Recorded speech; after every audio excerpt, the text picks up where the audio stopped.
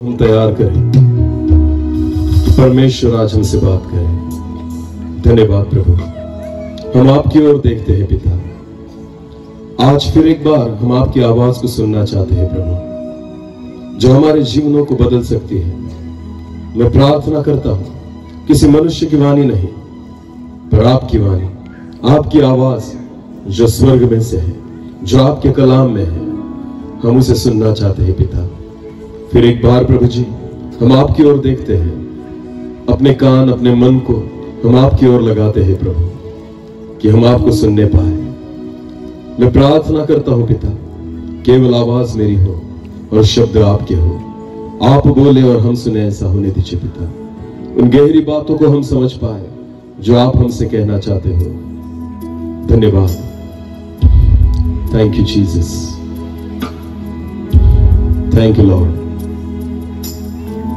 एक छोटा सा वर्शिप हम फिर एक बार लेंगे और फिर एक बार हम प्रार्थना में जुड़ जाएंगे।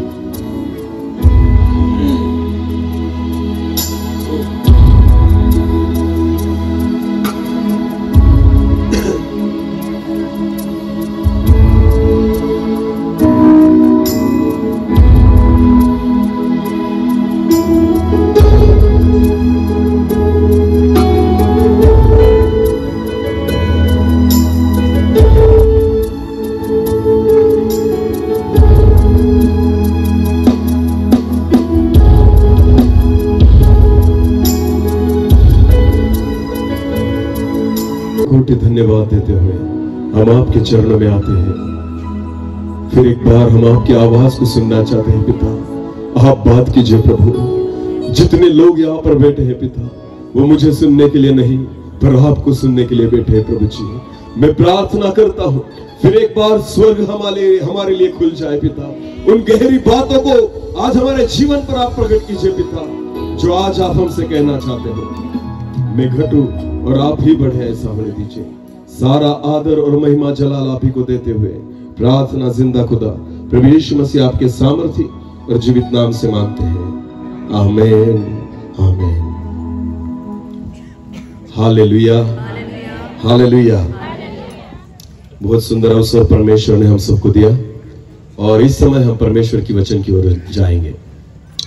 आपको पता है प्रियो, एक विश्वासी जीवन में बहुत सारे अवसर ऐसे आते हैं जिन अवसरों पर हम अलग अलग बातें करते हैं। मेरी ओर ध्यान देना है। जैसे विवाह होगा तो विवाह का अवसर अलग है, बर्थडे है तो उसका अवसर अलग है, अगर बच्चों का समर्पण करना है वो अवसर अलग है, अगर क्रिसमस है तो उसको अलग रीति से हम सेलिब्रेट करते हैं। तो इसका मतलब है कि अलग अलग अवसर जो परमेश्वर हमारे जीवन में लाता है, तो हम उसे अलग अलग रीति से हम उसे सेलिब्रेट करते हैं या हम करना चाहते हैं, क्योंकि हमें लगता है कि इन चीजों से हमारा प्रभु जो है वो खुश होता है। वो अच्छा भी है कि हमने ये सारी चीजें करनी चाहिए।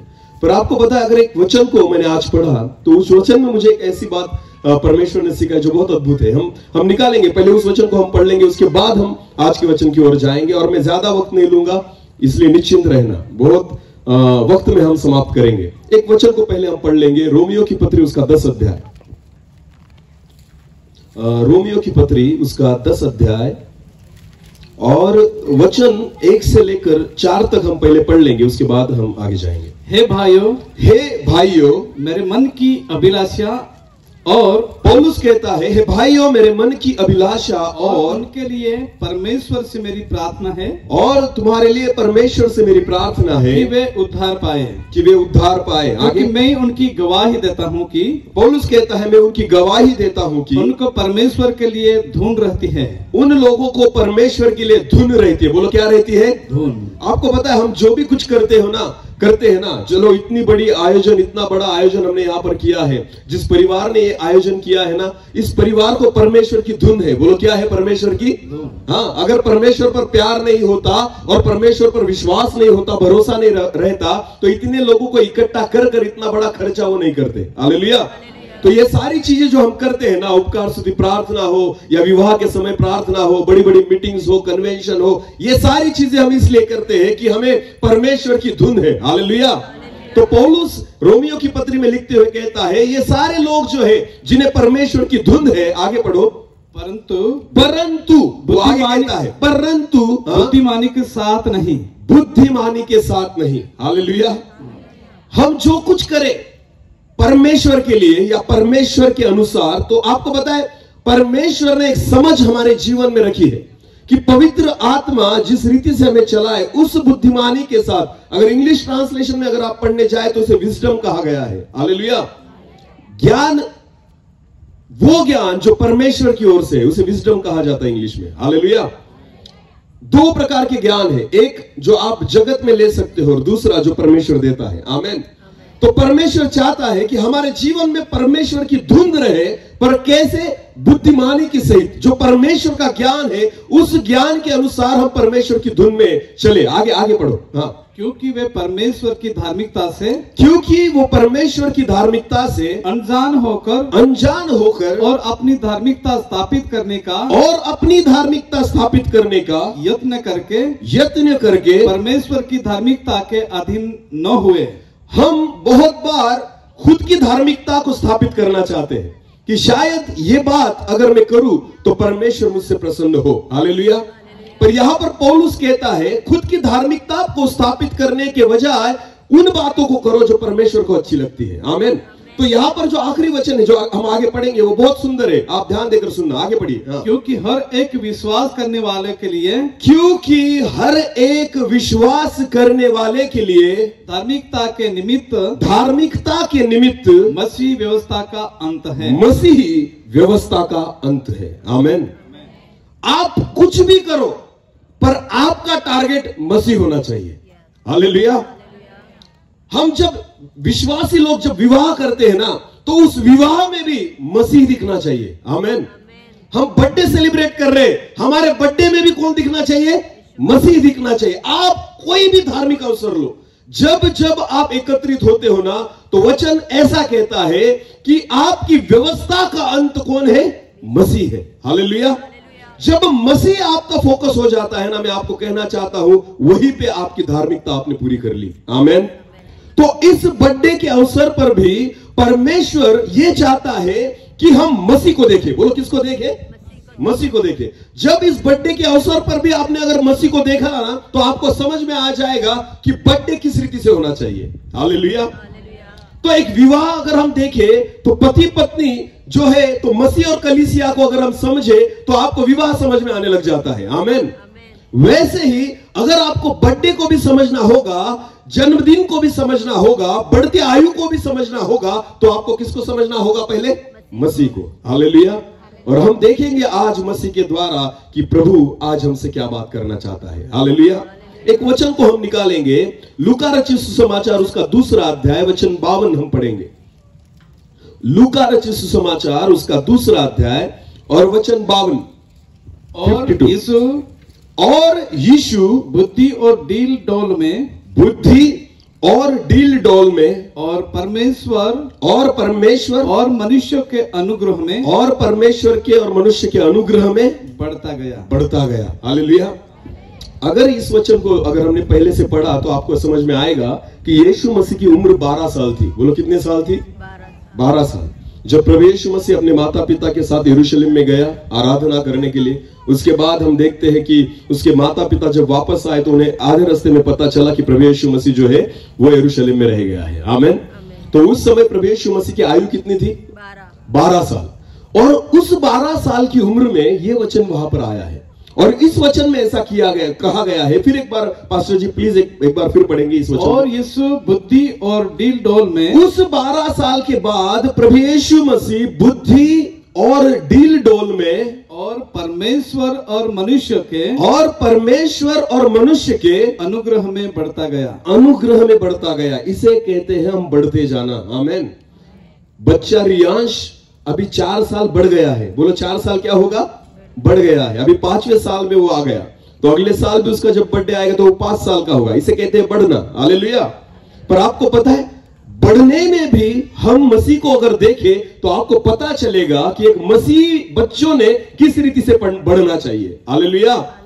तो बच्चों को बढ़ाना और बच्चों का पालन करना, इसमें भी परमेश्वर के वचन में हमें मसीह को देखना होगा कि किस रीति से मसीह जो था, प्रभु यीशु मसीह जो था, वो जब बच्चा था और वो कैसे बढ़ा। तो वचन में लिखा है जब प्रभु यीशु मसीह बच्चा था तो वो पहली बात बुद्धि में बढ़ा। बोलो किस में बढ़ा?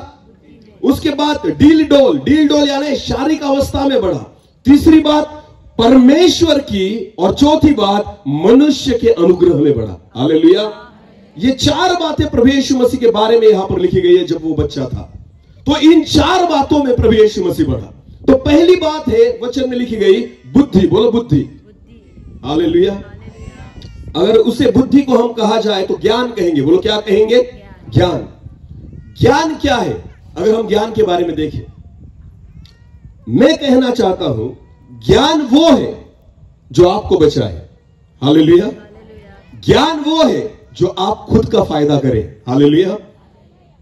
एक उदाहरण के तौर पर मैं आपको बताना चाहता हूं। समझो मैंने ज्ञान प्राप्त किया, इंजीनियर बन गया। मैं क्या बन गया? इंजीनियर। इंजीनियर का काम होता है घर को बनाना। बोलो घर को बनाना। एक इंजीनियर जो होता है जब वो ज्ञान प्राप्त करता है ना तो लोगों के लिए घर बनाना शुरू कर देता है। हालेलुया। तो ये ज्ञान है कि ज्ञान की वजह से आपने पैसे भी कमाए, लोगों के घर भी बनाए। पर आपको पता है सच्चा ज्ञान वो है जब आप खुद का घर अच्छी रीति से बनाए। हालेलुया। अगर मेरे परिवार में व्यवस्था नहीं, अगर मेरे परिवार में अच्छी बातें नहीं, अगर मेरे परिवार को मैं बना नहीं सकता तो ये ज्ञान, जिस ज्ञान के अनुसार मैं लोगों के घर को बनाता हूं ना, वो ज्ञान मेरे कुछ फायदे का नहीं। समझ में आ रहा है मेरी बात? तो पहला ज्ञान वो है कि एक इंजीनियर जो है ना वो पहले अपने घर को बनाना सीखे। हालेलुया। तब कहना कि ये ज्ञान मैंने प्राप्त किया है। डॉक्टर जो दूसरों की जिंदगी बचाता है, डॉक्टर जो है जो जिसने ज्ञान प्राप्त किया, किस लिए? कि वो दूसरों की क्या बचाए? जिंदगी बचाए। पर मैं ये कहना चाहता हूं सच्चा ज्ञान वो है जो खुद की जिंदगी बचाए। हालेलुया। अगर मैं खुद को नहीं बचा पाता तो मैं दूसरों को बचाकर भी मेरा खुद का कुछ फायदा होने वाला नहीं। तो ज्ञान वो है जो मुझे बचाए। आमेन। समझ में आ रहा है कुछ? समझ में आ रहा है कुछ? मैं टीचर हूं। मैं क्या हूं? टीचर हूं। बच्चों को सिखाता हूं। ये मेरा ज्ञान है। मेरे पास इंग्लिश विषय का ज्ञान है क्योंकि मैं अंग्रेजी विषय बच्चों को पढ़ाता हूं 10वीं तक। पर मैं जो पढ़ाता हूं वो बच्चों को पढ़ाता हूं। पर ज्ञान मेरे जीवन में तब है जब मैं अपने बच्चों को पढ़ा सकूं। हालेलुया। मैं भले लोगों के बच्चों को पढ़ाता हूं पर अगर मेरे खुद के ही बच्चे नहीं पढ़ पाते हैं मेरे जीवन के द्वारा तो ये ज्ञान मेरे कुछ काम का नहीं। समझ में आ रहा है? हालेलुया। अपने बच्चों को वो ज्ञान दो कि बच्चे खुद को संभाल पाए। आमेन। बच्चे खुद को बचा पाए। हालेलुया। आपको पता है वचन में लिखा गया है, प्रभु यीशु मसीह ने कहा, जब चेलों से और लोगों से प्रभु यीशु मसीह ने कहा कि शास्त्री, याजक और फारसी लोग जो है ना उनसे, उनके खमीर से बच के रहना। उसके किससे बच के रहना? खमीर से बच के रहना। उनकी शिक्षा, प्रभु यीशु मसीह ने यह भी कहा कि वो जो सिखाते और पढ़ाते हैं उनको मानो। हालेलुया। प्रभु यीशु मसीह ने कहा, क्या कहा? वो जो सिखाते और पढ़ाते हैं उनको मानो, पर वो जिस रीति से चलते हैं वैसे मत चलो। हालेलुया। इसका मतलब क्या होता है कि शास्त्री, याजक और फारसी लोग जो थे ना, पढ़ाते जो थे वो अच्छा था। हालेलुया। वो लोगों के भले के लिए था, पर आपको पता है उस ज्ञान से वो खुद को नहीं बचा पा रहे थे। हालेलुया। वो जो उनके जीवन में ज्ञान था ना, वो ज्ञान उनको खुद को नहीं बचा पा रहा था। इसलिए प्रभु यीशु मसीह ने कहा वो जो पढ़ाते और सिखाते हैं उनको मानो, पर उनकी उस रीति से जीवन मत बिताओ। हालेलुया। तो प्रभु यीशु मसीह बुद्धि और ज्ञान में बढ़ा। इसका मतलब क्या है पता है? प्रभु यीशु मसीह को यह पता चला कि मुझे खुद को कैसे बचा के रखना है। आमेन।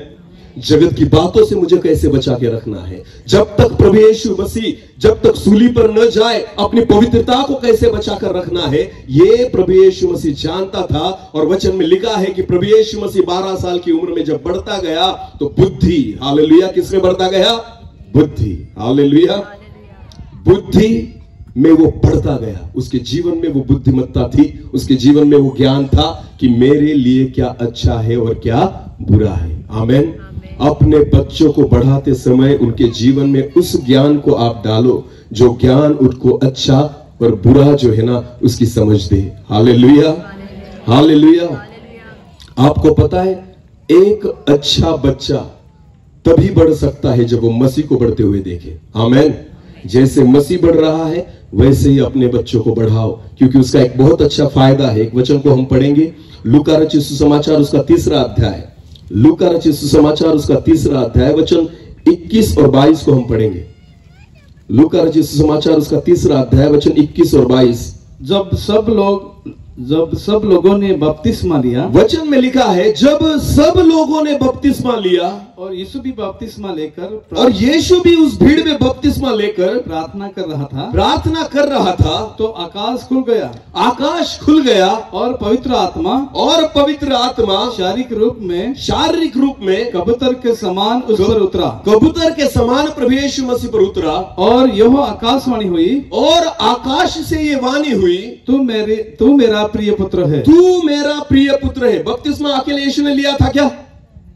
बपतिस्मा यहां पर अकेले यीशु ने लिया था? नहीं। तो वचन में क्या लिखा है? बहुत सारे लोगों ने बपतिस्मा लिया। हालेलुया।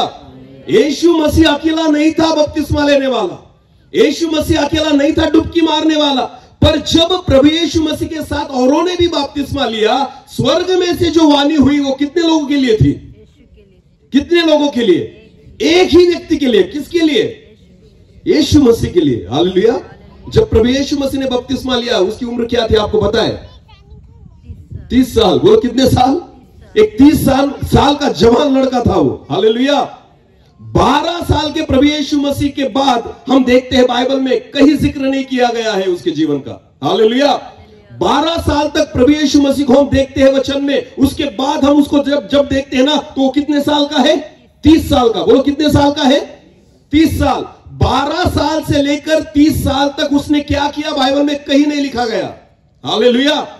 12 साल के बारे में बाइबल में लिखा गया है कि वो बुद्धि में बढ़ता गया, परमेश्वर के अनुग्रह में बढ़ता गया, मनुष्य के अनुग्रह में बढ़ता गया, डील डोल में बढ़ता गया। ये सारी बातें लिखी गई है, पर उसने बीच में क्या किया ये बाइबल में कहीं नहीं लिखा गया। हालेलुया। 12 साल का प्रभु यीशु मसीह जब परमेश्वर के अनुग्रह में बढ़ रहा था ना, उसके बाद 30 साल की उम्र में जब उसने बपतिस्मा लिया तो वचन में ऐसा लिखा है, बपतिस्मा लेने वाली भीड़ बहुत सारी थी, पर जब स्वर्ग खुल गया और पवित्र आत्मा आया तो एक ही के ऊपर आया। किसके ऊपर? यीशु मसीह के ऊपर। आमीन। भीड़ के ऊपर नहीं आया, केवल प्रभु यीशु मसीह के ऊपर आया। और वचन में लिखा है स्वर्ग में से ऐसी वाणी हुई। कौन सी वाणी हुई? पढ़ो। तू मेरा प्रिय पुत्र है, तू मेरा प्रिय पुत्र है, मैं तुझसे प्रसन्न हूं, और मैं तुझसे क्या हूं? प्रसन्न हूं। आमीन। जब आप प्रभु यीशु मसीह की तरह बढ़ते हैं ना, तो मैं आपको विश्वास के साथ कहता हूं, यही भविष्यवाणी, यही स्वर्गीय वाणी, यही आकाशवाणी हमारे लिए परमेश्वर करेगा कि तू मेरा प्रिय पुत्र है और तेरे विषय में मैं प्रसन्न हूं। आमीन। इसका मतलब यह होता है जितनी भीड़ वहां पर थी, परमेश्वर उनके बारे में प्रसन्न नहीं था, क्योंकि प्रभु ने सिर्फ एक व्यक्ति के बारे में भविष्यवाणी की या आकाशवाणी की। किसके बारे में? यीशु के। बोले किसके बारे में? इसका मतलब यह होता है कि 12 साल से लेकर 30 साल की उम्र तक प्रभु यीशु मसीह किसको भाने वाला जीवन बिता रहा था? परमेश्वर को। बोलो किसको भाने वाला? किसको प्रसन्न करने वाला जीवन बिता रहा था? परमेश्वर को। क्योंकि उस बपतिस्मे तक प्रभु यीशु मसीह ने एक भी चमत्कार नहीं किया, एक भी चमत्कार नहीं किया। आपको पता है प्रभु यीशु मसीह ने सेवकाई की शुरुआत ही 30 साल के बाद की, जब उसने बपतिस्मा लिया। हालेलुया। पहला चमत्कार कहां किया प्रभु यीशु मसीह ने? काना के गांव में, जहां पर एक शादी थी और वहां पर पानी का दाखरस उसने बनाया। यह पहला चमत्कार है जो प्रभु यीशु मसीह ने किया। आपको पता है यह चमत्कार बपतिस्मे के बाद हुआ, बपतिस्मे के पहले नहीं। हालेलुया। इसका मतलब है कि 12 साल से लेकर 30 साल की उम्र में उसने एक भी चमत्कार नहीं किया। उसने लंगड़े को चलते नहीं किया, उसने अंधों को दृष्टि नहीं दी, मरे हुए को जिंदा नहीं किया, उसने सुसमाचार प्रचार भी नहीं किया, उसने कुछ भी नहीं किया। फिर भी परमेश्वर यीशु मसीह के बारे में कहता है कि मैं तेरे जीवन के बारे में प्रसन्न हूं। हालेलुया। हालेलुया। किसी धार्मिकता के बारे में नहीं, पर परमेश्वर उसके जीवन के बारे में प्रसन्न था। आमीन। यानी जिस रीति से प्रभु यीशु मसीह 12 साल से लेकर 30 साल की उम्र तक जिया ना, उस बातों से परमेश्वर प्रसन्न था। हालेलुया। समझ में आ रहा है कुछ? हाँ। ऐसा नहीं है कि आप अच्छा कीबोर्ड बजाते हो इसलिए परमेश्वर प्रसन्न है।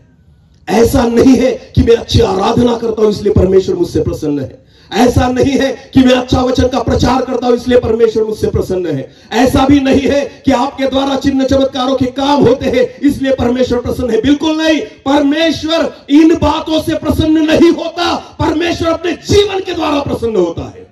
Hallelujah, hallelujah. मैं आपको कहना चाहता हूं, आपका बेटा स्टेज पर आए यह प्रार्थना मत करो, आपका बेटा प्रभु के साथ चले यह प्रार्थना करो। हालेलुया। सेवा करना गलत बात नहीं है, पर आपको पता है सेवकाई के कारण आज बहुत सारे लोगों को लगता है कि मैं योग्य रीति से चल रहा हूं, पर वैसा नहीं। हालेलुया। क्योंकि वचन में लिखा गया है कि जब अंत के समय बहुत सारे लोग आएंगे और मुझे कहेंगे हे प्रभु, हे प्रभु। प्रभु कहेगा मैं तुम्हें पहचानता। वो कहेंगे कि मैंने तो तेरे नाम से संदेश दिया था, मैंने तेरे नाम से भूतों को निकाला था, मैंने तेरे नाम से चंगाई दी थी। प्रभु यीशु मसीह क्या कहेगा? मुझे तुम्हारी कभी पहचान नहीं थी। हालेलुया। मैं तुम्हें कभी नहीं जानता था। ये क्यों कहा गया है? क्योंकि ये ऐसे लोग हैं जिन्होंने अपनी धार्मिकता को खुद स्थापित किया था। हाँ, परमेश्वर के वचन के अनुसार नहीं, परमेश्वर की इच्छा के अनुसार नहीं, अपनी बुद्धिमत्ता के अनुसार। इनको लगता था कि अगर मैं ऐसे चलूंगा, ऐसे करूंगा तो परमेश्वर मुझसे खुश होगा। आपको पता है परमेश्वर चाहता है आप खुद की धार्मिकता को खुद की बुद्धि के समान नहीं, पर परमेश्वर के वचन के अनुसार स्थापित करो। आमेन। जब अकेले प्रभु यीशु मसीह को आपके नजरों के सामने आप लेकर आते हो ना, वचन में लिखा है सारी व्यवस्था का अंत वहीं पे हो जाता है। आमेन। तो सामने किसको रखना है? प्रभु यीशु मसीह को। बोलो किसको रखना है? जैसे यीशु मसीह 12 साल की उम्र से 30 साल की उम्र तक जिया ना, उससे मेरा परमेश्वर क्या था? प्रसन्न था। Hallelujah, hallelujah. बपतिस्मा लेने के बाद परमेश्वर उसके प्रसन्न नहीं था, बपतिस्मा लेने से पहले से परमेश्वर उससे प्रसन्न था। हालेलुया। समझ में आ रहा है कुछ? हाँ, ये जो जर्नी है ना प्रभु यीशु मसीह की 12 साल से लेकर 30 साल तक, जब उसने डुबकी लगाई पवित्र आत्मा उस पर भेज दिया गया और आकाश से वाणी हुई, ये मेरा प्रिय पुत्र है जिससे मैं प्रसन्न हूं। तो बपतिस्मा लेने के कारण परमेश्वर प्रसन्न नहीं है, पर 12 साल से लेकर 30 साल तक प्रभु यीशु मसीह ने जिस रीति से वो जिया है ना, उस सारी बातों को देखकर मेरा खुदा उससे प्रसन्न था। आमेन। समझ में आता है? तुम डुबकी लगाओ, इससे परमेश्वर को खुशी नहीं होती, पर तुम डुबकी किस रीति से लगा रहे हो उसको देखकर परमेश्वर खुश होता है। आमेन। हाँ, केवल मैं एक क्रिश्चियन मसीही परिवार में पैदा हुआ और इसलिए जवानी की उम्र में मुझे पानी का बपतिस्मा लेना है, अगर ये सोचकर अगर आपने बपतिस्मा लिया होगा तो कभी मत सोचना कि परमेश्वर आपसे प्रसन्न होगा। ये जगत की व्यवस्था है। हालेलुया। अगर आपको परमेश्वर को प्रसन्न करना है तो व्यवस्था यह है कि मसीह को देखो। किसको देखो? क्योंकि मसीह सारी व्यवस्था का अंत है। आमेन। जब आपने मसीह को देखा, जैसे उसने बपतिस्मा लिया, जैसे उसके जीवन में पवित्रता थी, जैसे वो परमेश्वर को भाने वाला जीवन बिता रहा था, परमेश्वर को प्रसन्न करने वाला जीवन बिता रहा था, उसी समय उसने खुद को समर्पित किया और उसने बपतिस्मा लिया। आपको पता है, अपने बच्चों को इसी रीति से बढ़ाओ जैसे प्रभु यीशु मसीह बुद्धि में बढ़ता गया, डील-डोल में बढ़ता गया और परमेश्वर और मनुष्य के अनुग्रह में बढ़ता गया। Hallelujah, hallelujah. आपके छोटे बच्चे जो है ना, शायद ये बातों को आज नहीं समझ पाते, पर आप तो समझते हो। आमेन। हालेलुया। मैं कल ही पूना में था और वहां पर एक मीटिंग ले रहा था। एक वचन हमने पढ़ा वहां पर, बहुत सुंदर वचन है। चलो आज भी पढ़ लेंगे उस वचन को, बहुत अच्छा वचन है। लूका रचित सुसमाचार उसका 18वां अध्याय, लूका रचित सुसमाचार उसका 18वां अध्याय और 15 और 16 वचन को हम पढ़ेंगे। लूका उसका 18वां अध्याय वचन 15 और 16। फिर लोग अपने बच्चों को भी उसके पास लाने लगे। हाँ, वचन में देखो क्या लिखा है। फिर लोग अपने बच्चों को उसके पास लाने लगे वह उन पर हाथ रखे कि यीशु उन पर हाथ रखे। आपको पता है मराठी ट्रांसलेशन में बहुत अच्छा लिखा है। नंतर लोकांनी आपली तानी बालके त्यांनी त्यांना स्पर्श करावा। तानी बाळके काय म्हटलंय? तानी बाळके, इसका मतलब क्या होता है पता है आपको? जो बच्चे खुद चल नहीं सकते, जो बच्चे खुद खा नहीं सकते, जो अपनी मां की गोद में लेटे रहते हैं ना, उनको कहा जाता है। हालेलुया। तो प्रभु यीशु मसीह के पास कैसे बच्चों को लाया गया? जो कैसे थे? बहुत छोटे थे, जो खुद कुछ नहीं कर सकते। ऐसे बच्चों को प्रभु यीशु मसीह को सौंप दिया गया। आपको पता है अगर आपको अपने बच्चों को परमेश्वर के पास लाना है तभी लाओ जब वो आपके हाथ में है। हालेलुया। अगर आपके बच्चे आपके हाथों से निकल गए तो वो परमेश्वर के पास नहीं आएंगे। हालेलुया। हाँ, आज माँ बाप चाहते हैं जवानी में बच्चे परमेश्वर के पास आए, कैसे आएंगे? जवानी में तो वो आपके हाथ में भी नहीं रहते। हाँ, इसलिए बच्चों को प्रभु यीशु मसीह के पास लाया गया, जो खुद चल नहीं सकते थे। आमीन। जो खुद कुछ नहीं कर सकते थे, ऐसे बच्चे जिनको जग क्या है उसको पता नहीं, जगत की बातें क्या है उनको पता नहीं। जब तक उन बच्चों को जग से मुलाकात नहीं हुई थी ना, उन्होंने किससे मुलाकात करवा दी? यीशु मसीह से। हालेलुया। हाँ, अगर आपके बच्चों को आप आशीषित करना चाहते हो ना, तो बच्चे जब छोटे हैं ना तभी उनकी मुलाकात किससे करवा दो? बोलो बोलो, किससे करवा दो? यीशु से करवा दो। हालेलुया। बहुत सारे माँ बाप, बच्चे जवान हो जाते हैं, दारू पीने लग जाते हैं, गलत बातें करने लग जाते हैं और फिर पास्टर के पास आएंगे और प्रार्थना विनती करेंगे, पास्टर जी हमारे बच्चों के लिए क्या करना? प्रार्थना करना कि वो सुधर जाए। वो तो आपके हाथ से निकल गए, अभी आप परमेश्वर के हाथों में नहीं दे सकते उसको। हालेलुया। आपने कब देना चाहिए था? जब बच्चे आपके हाथ में थे। बोलो, बच्चे हमारे हाथ में थे। आपको पता है वचन में लिखा है, मां बाप ने उन छोटे बच्चों को अपने हाथों में उठाकर किसके हाथ में दे दिया? यीशु के। बोलो, किसके हाथ में दे दिया? क्योंकि मां बाप का अधिकार है उन बच्चों पर जो अपने हाथ में है। आमीन। जब आपके बच्चे बड़े हो जाएंगे तब वो आपकी नहीं सुनेंगे, क्योंकि वो आपके हाथ में नहीं लगते। हालेलुया। पर जब तक बच्चे आपके हाथ में है, आपके हाथों से डायरेक्ट उनको किसके हाथों में दे दो? यीशु के। आमीन। बोलो, किसके हाथों में दे दो? यीशु के। हालेलुया। मैंने एक उदाहरण दिया था, मैंने कहा बहुत सारे माँ बाप कहते हैं बुरी संगति के कारण मेरे बच्चे बिगड़ गए। हाँ, ये फेमस डायलॉग है माँ बाप का। कभी ये क्रेडिट खुद पर नहीं लेंगे, किस पर डालेंगे? बुरी संगति, उसके दोस्त अच्छे नहीं थे, बुरी संगति के कारण मेरा बेटा बिगड़ गया। बोलो, मेरा बेटा। मैं कहना चाहता हूं, बुरी संगति तो उसको बाद में मिली, पहली बुरी संगति तो आपकी ही साथ थी उसकी। हाँ, अगर आपकी संगति अच्छी रहती तो वो बिगड़ता 10 साल तक बेटा किसके साथ था? अरे बोलो, तो आपकी ही बुरी संगति थी उसके जीवन में। अगर आपकी संगति अच्छी रहती तो बच्चा सुधर जाता। हालेलुया। आपको पता है, बच्चे को अगर अच्छे संस्कार देने हो ना तो 1 साल से लेकर 6 साल की उम्र में दो। हालेलुया। कि जब वो स्कूल में जाता है ना, उससे पहले उसको परमेश्वर का भय मानना सिखाओ। आमीन। उसको परमेश्वर के वचन के अनुसार चलना सिखाओ। और हम बाद में जाकर कहते हैं, जब बच्चे बड़े होकर हमारा सुनते नहीं, तब हम जाकर कहते हैं कि दोस्तों के कारण बिगड़ गया, बुरी संगति के कारण बिगड़ गया। परमेश्वर ऊपर से कहता है, अरे तू ही 1 साल से लेकर 6 साल तक उसके साथ था, माँ बाप उसके साथ थे, इसका मतलब यह हुआ कि तुम्हारी ही बुरी संगति के कारण बच्चा बिगड़ा है, क्योंकि तुम खुद प्रार्थना करते नहीं थे, तुम खुद वचन को सुनते और पढ़ते नहीं थे, घर में तुम कभी परमेश्वर की आराधना और भक्ति करते नहीं थे, खुद तुम चर्च में जाते नहीं थे, तो तुम्हारे बच्चे किसकी संगति में थे? तुम्हारी। इसलिए वो परमेश्वर का भय नहीं मानते, इसलिए परमेश्वर के वचन के अनुसार नहीं चलते। आपको पता है, मरियम जो थी वो खुद प्रार्थना करती थी, यूसुफ जो था एक धर्मी व्यक्ति था, इसलिए परमेश्वर ने मरियम को चुना प्रभु यीशु मसीह के जन्म के लिए। हालेलुया। इजरायली लोगों में, उस पूरे देश में बहुत सारी कुंवारी लड़कियां थी, पर मरियम का चुनाव इसलिए हुआ क्योंकि उसके जीवन में एक धर्मीपन था। हालेलुया। पवित्रता थी। वो कहती है, मैंने अब तक पुरुष को नहीं देखा। हालेलुया।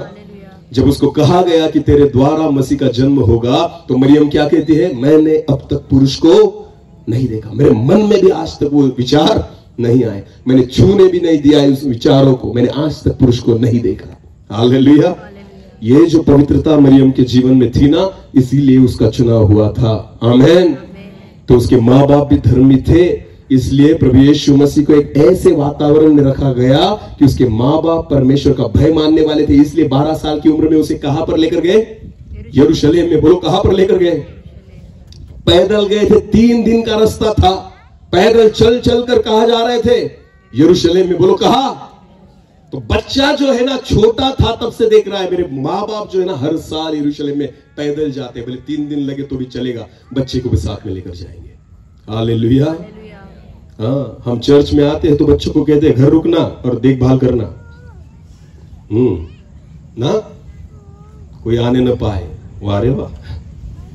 बहुत सारे माँ बाप कहते हैं चर्च में बच्चों को नहीं लेकर आते क्योंकि ये ना बहुत मस्ती करते हैं। तो किसने बिगाड़ कर रखा है? अरे बोलो, किसने बिगाड़ कर रखा है? क्यों मस्ती करते हैं? क्योंकि आपने परमेश्वर का भय मानना सिखाया ही नहीं। हाँ, शमूएल जो था छोटा बच्चा, वो कब जाकर परमेश्वर की सेवा कर रहा था? वहां पर मंदिर में, यरूशलेम के मंदिर में। वचन में लिखा है कि जब उसकी मां ने उसका दूध छुड़ा दिया, उसके बाद से लेकर वो बच्चा कहां पर सेवा कर रहा था? मंदिर में। आमेन। हाँ, तो किसने सिखाया होगा उसे कि मंदिर में कैसे रहना पड़ेगा? बोलो बोलो, किसने? एली याजक ने नहीं सिखाया, वो तो सीख कर आया था। हालेलुया। इसलिए रोया नहीं कि मुझे घर जाना है, इसलिए रोया नहीं कि मुझे यहां पर क्यों रखा। उसको पूरी बातें पता थी कि मुझे परमेश्वर को सौंप दिया गया है, प्रभु की सेवा के लिए मेरा जीवन दे दिया गया है। इसलिए जब शमूएल एक बच्चा भी था तो उसकी मां ने सारी चीजें उसको पढ़ाकर वहां पर लाई थी और वो वहां पर प्रभु की सेवा करने लग गया। आमेन, आमेन। तो सबसे बड़ी जिम्मेदारी माँ बाप की है। हालेलुया। कि आप आपके बच्चों को कैसे पढ़ाते हो, कैसे पढ़ाते हो। खाना पीना और उनको अच्छे कपड़े लेकर देना, इसे पढ़ाना नहीं कहते। आप परमेश्वर के अनुग्रह में उनको पढ़ाओ। हालेलुया। जैसे प्रभु यीशु मसीह पढ़ रहा था। हालेलुया। अपनी माता पिता को भी देखकर और स्वर्गीय पिता को भी देखकर प्रभु यीशु मसीह पढ़ रहा था। आमेन। वैसे अपने बच्चों को पढ़ाओ। मैं विश्वास के साथ कहता हूं आपके बच्चों के बारे में भी परमेश्वर यही आकाशवाणी करेगा कि ये मेरा प्रिय पुत्र है जिसके विषय में मैं प्रसन्न हूं। आमेन। आज कितने लोगों ने बपतिस्मा लिया है? क्या लगता है हमें कि हमारे जीवन के बारे में सच में परमेश्वर प्रसन्न है? जब हमने बपतिस्मा लिया था, जब हमने डुबकी लगाई, जब हमने अपने आप को दे दिया, क्या लगता है कि केवल जगत के लोगों के कारण, चर्च के कारण, एक सभासद होने के कारण, या मैं एक क्रिश्चियन मसीही परिवार में पैदा हुआ उसके कारण अगर आपने बपतिस्मा लिया हो, तो मैं आपको विश्वास के साथ कहूंगा कि परमेश्वर आपसे प्रसन्न नहीं है। यह आपकी व्यवस्था है। पर जब आप प्रभु यीशु मसीह को देखकर बपतिस्मा लेते हो, जैसे उसने लिया, जैसे उसने जीवन बिताया 12 साल से लेकर 30 साल तक जिस पवित्रता में वो रहा, अगर उस रीति से अगर आप जीना जीते हो, तब आपको अधिकार है कि आप उस रीति से बपतिस्मा लो। आमेन। हालेलुया। वरना जितने लोग बपतिस्मा करने के लिए आते थे, यूहन्ना कहता था, हे सांप के बच्चों, तुम्हें किसने बुलाया? हालेलुया। यीशु मसीह को बोला उसने ऐसा? यीशु मसीह को बोला यूहन्ना ने? उसको क्या कहा? हे प्रभु, तेरे हाथों से तो मैंने बपतिस्मा लेना चाहिए, तेरे पैरों की जूते जो है ना, उन जूतों की लेस भी छोड़ने की मेरी योग्यता नहीं है। हालेलुया। यीशु मसीह में वो पवित्रता देख रहा था। आमेन। एक जवानी की उम्र में भी उसका विश्वास, उसका समर्पण, उसकी पवित्रता वो देख रहा था। इसलिए तो खुदा ने आकाश खोलकर अपनी वाणी को प्रकट किया और कहा कि ये मेरा प्रिय पुत्र है जिसके विषय में मैं प्रसन्न हूं। हालेलुया। अपने बच्चों को इस रीति से पढ़ाओ, इस रीति से पढ़ाओ कि परमेश्वर उनके जीवन के द्वारा प्रसन्न हो जाए। आमेन। हाँ, स्कूल में तो वो 6 साल के बाद जाएंगे।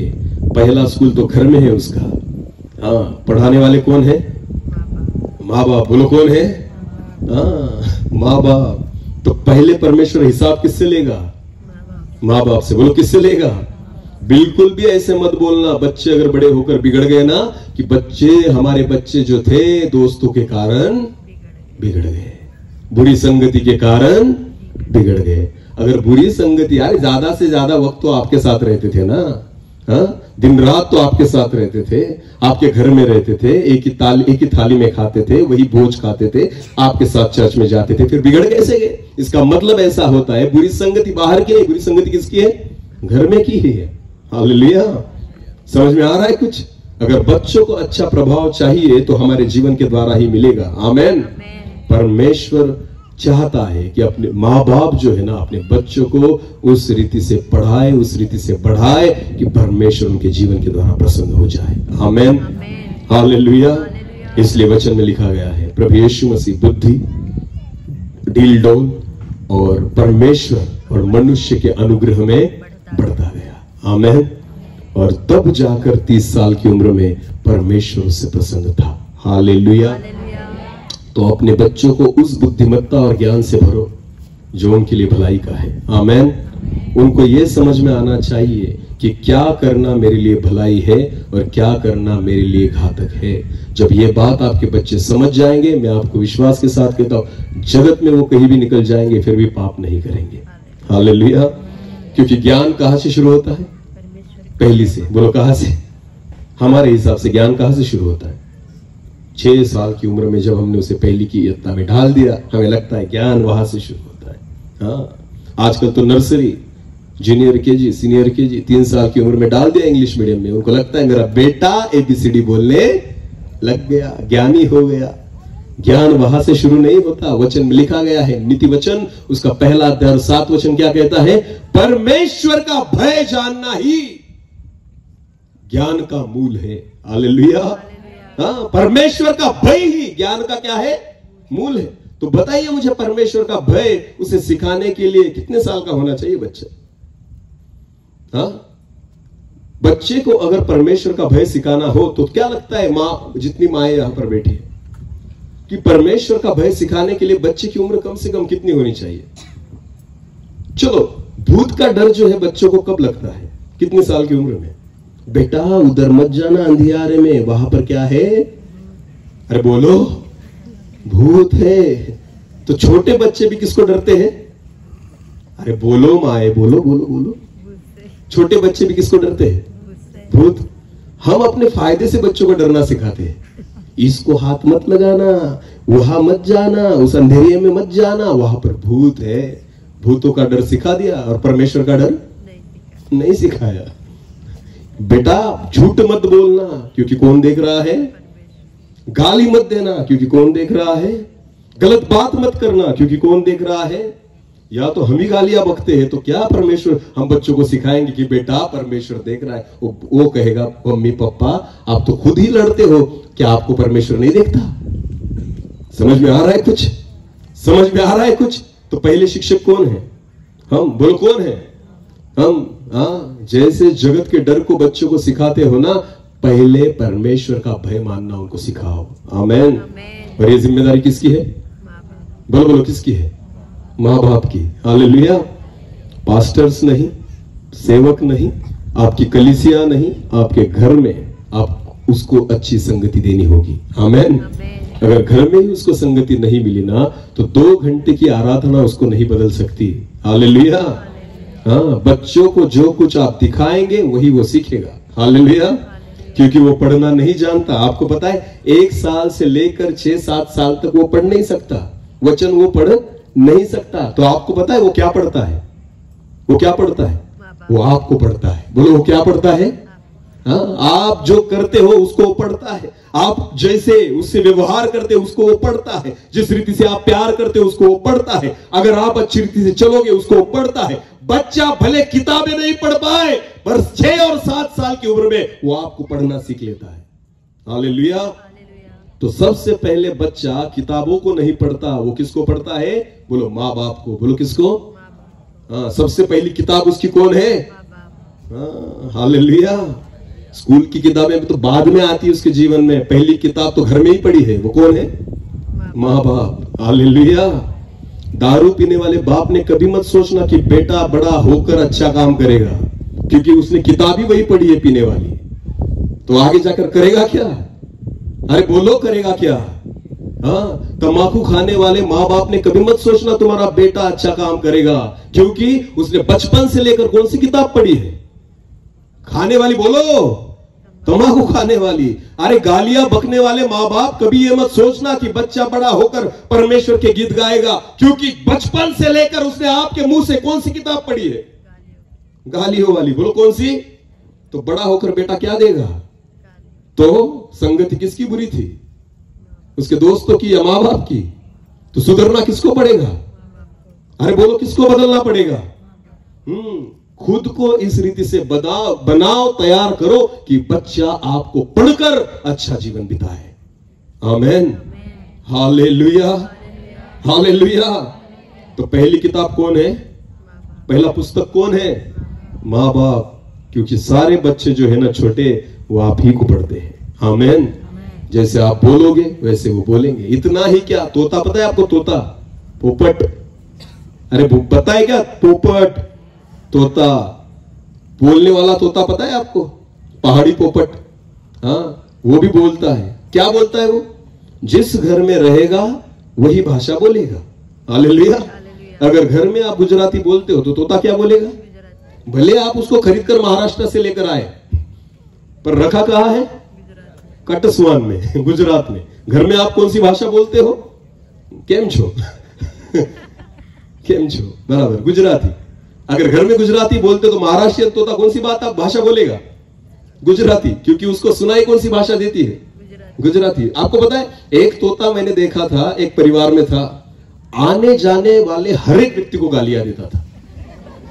जो भी उसको दिख गया उसको क्या दी उसने? गालियां। प्रॉब्लम तोते में नहीं था, प्रॉब्लम मालक में था। प्रॉब्लम किसमें था? जो उसका मालक था वो दिन रात गालियां बकता था। तो तोते ने क्या सीखी? तो जो कोई आए सामने, घर में भी आने वाला मेहमान रहा ना, तो स्वागत गालियों से ही करता था तोता। हालेलुया। अगर तोता अगर आपको देखकर सीखता है तो बच्चे किसको देखकर सीखेंगे? बच्चे तो तोते से अच्छे हैं ना। हालेलुया। उससे तो ज्यादा ज्ञानी है। तो सोचो, अगर जगत में अगर तोता भी अगर गलत बातें सीख सकता है तो क्या आपके बच्चे नहीं सीखेंगे? तो सबसे पहली किताब कौन है बच्चों की? माँ बाप। हालेलुया। अपने बच्चों को खुद को इस रीति से पढ़ना सिखाओ कि वो आपको देखकर प्रभु में बढ़ते जाए। आमेन। हालेलुया। प्रभु यीशु मसीह उनके सामने खड़ा करो, प्रभु यीशु मसीह के बारे में उसको बताओ, उनको सिखाओ वो सारी चीजें प्रभु यीशु मसीह के बारे। पर ये कब होगा? जब हमें पता होगी। यहां पर तो हमें ही पता नहीं, तो उसको क्या सिखाएंगे? हालेलुया। हाँ, समझ में आ रहा है कुछ? यशायाह की पुस्तक निकालने को बोला तो नए नियम में खोजते हैं, कहां मिलेगी? कुलुसियों की पत्र के बारे में बोला तो पुराने नियम में जाएंगे और देखेंगे कहां है कुलुसियों की पत्र। यहां से तो शुरुआत है बहुत सारे लोगों की।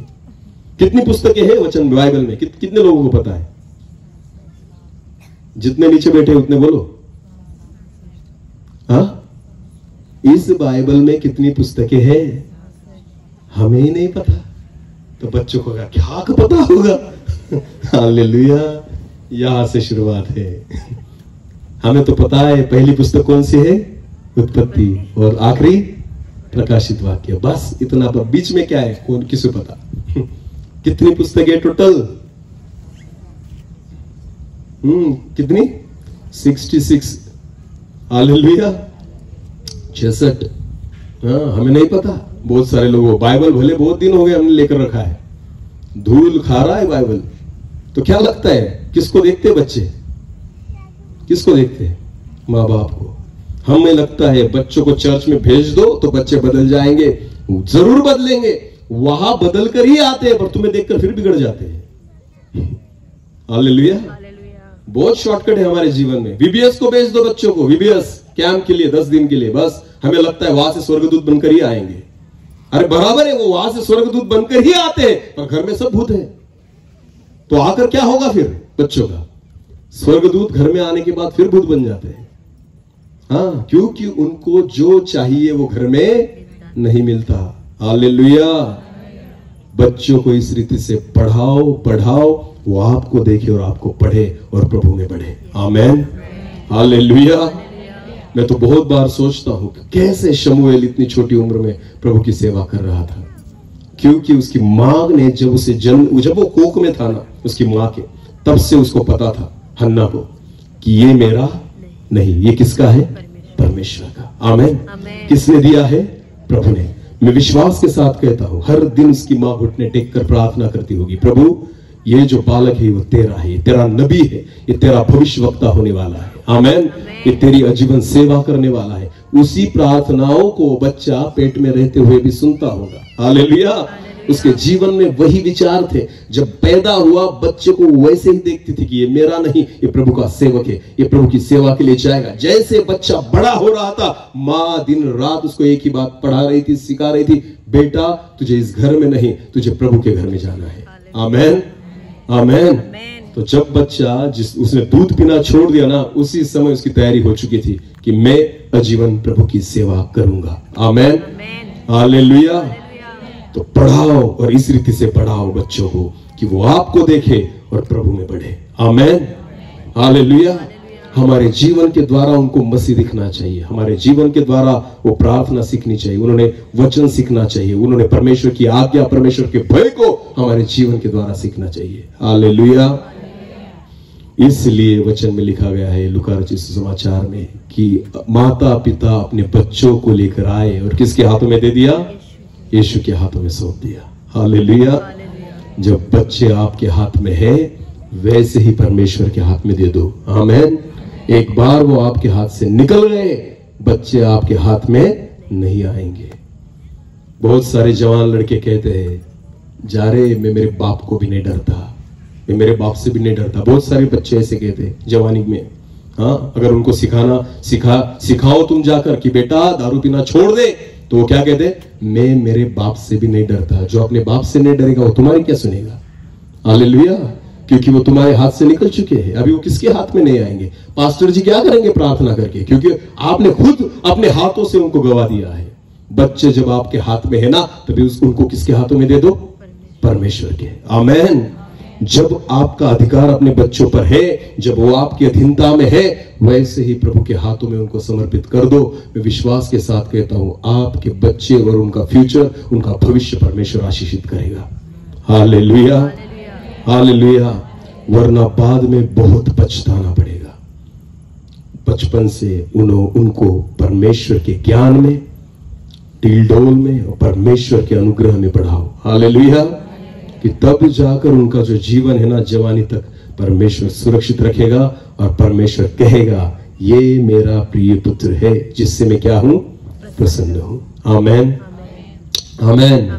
मैं विश्वास रखता हूं कि बच्चा रियांश जो है वो तो अभी बहुत छोटा है, 4 साल का है, पर उसकी पहली किताब उसके माँ बाप है। आमेन। उसके माँ बाप इस रीति से जिए कि उनके जीवन के द्वारा उसको मसीह दिखाई दे। हालेलुया। प्रभु यीशु मसीह की पहचान उसको हो जाए, उसके प्यार की पहचान हो जाए, उसकी पवित्रता की पहचान हो जाए। कैसे वो प्रार्थना करते हैं, कैसे वो वचन सीखते हैं, कैसे वो चर्च में जाते हैं, कैसे आराधना करते हैं। जब रियांश ये सारी बातें देखेगा तब सीखेगा। आमेन। तो सबसे बड़ी जिम्मेदारी किसकी है? माँ बाप की। आमेन। तो जितने माँ बाप यहाँ पर बैठे हैं, आपकी जिम्मेदारी बहुत बड़ी है। पहली किताब आप हो कि आपको देखकर आपके बच्चे पढ़ेंगे। आमेन। बाइबल तो बहुत बाद में पढ़ने वाले हैं, शायद 7-8 साल भी निकल जाए। हाँ, उनको पढ़ना नहीं आएगा। 10 साल तक शायद वो नहीं पढ़ पाएंगे, पर 10 साल तक आपको वो पढ़ेंगे।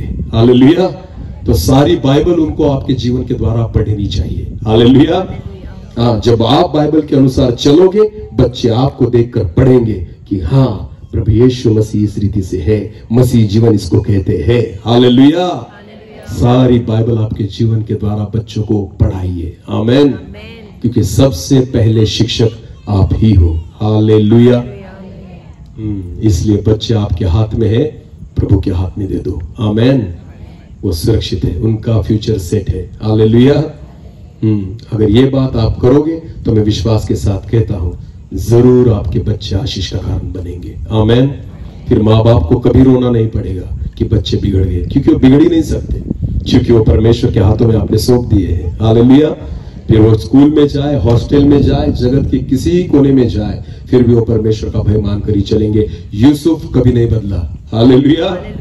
वो गुलाम कर बेचा गया था, फिर भी नहीं बदला, क्योंकि वो परमेश्वर का भय मानने वाला था। उसके बाप ने उसको एक चीज सिखाई थी कि परमेश्वर का भय कैसे मानते हैं। आमेन। यूसुफ के पिता कौन थे? याकूब। बोलो कौन थे? याकूब। याकूब का विश्वास इस रीति से था ना, आपको पता है, वो जैसे परमेश्वर का भय मानता था, यूसुफ ने देख देख कर वही सीखा था कि परमेश्वर का भय मानना किसे कहते हैं। इसलिए जब गुलाम करके भी बेचा गया ना, जो पोटीफर के घर में था, उसकी पत्नी कहती थी मुझसे व्यभिचार कर, फिर भी उसने नहीं किया, क्योंकि उसके जीवन में क्या था? परमेश्वर का भय। आमेन।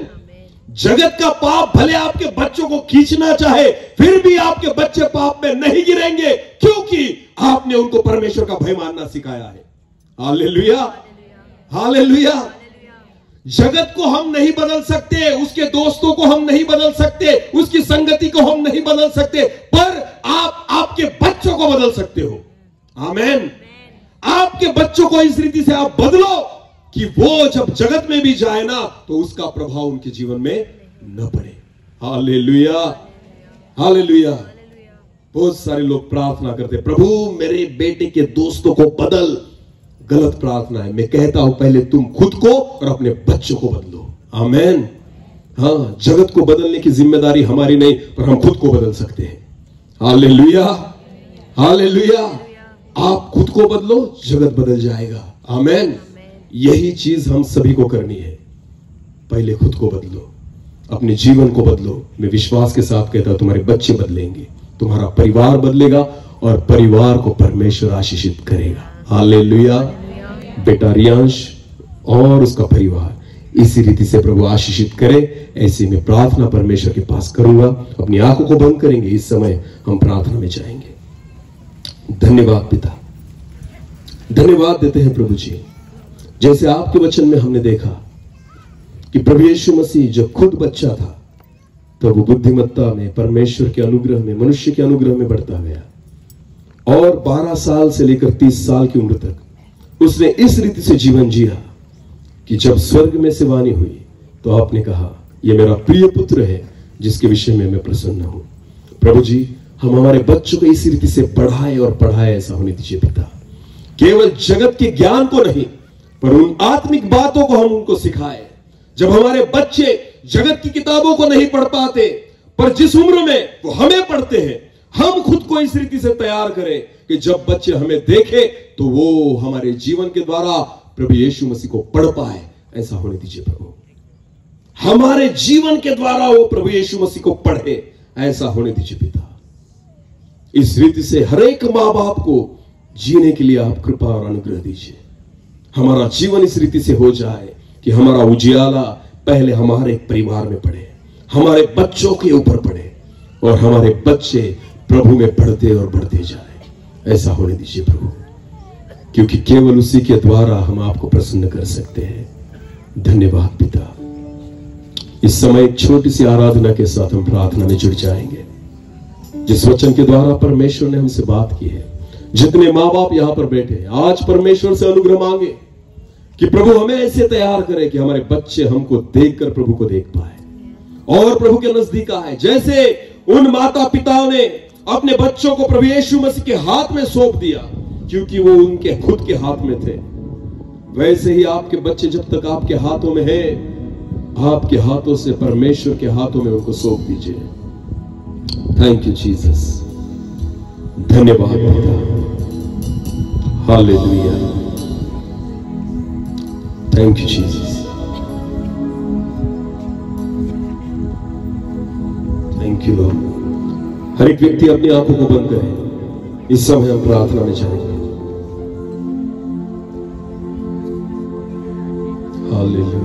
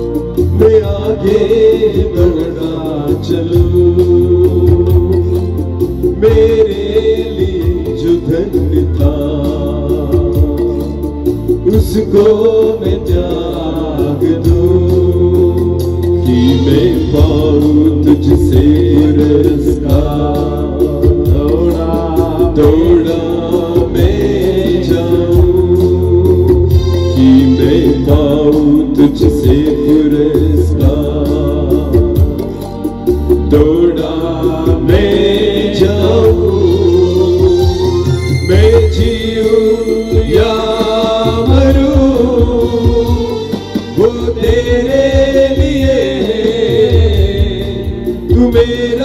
प्रभु, तू मेरा प्रभु, मेरे जीवन का मकसद तू है, मेरे जीने का कारण तू है, मेरे जीवन का मकसद तू है, मेरे जीने का कारण तू है। मैं जीऊं या मरूं वो तेरे लिए है, तू मेरा प्रभु।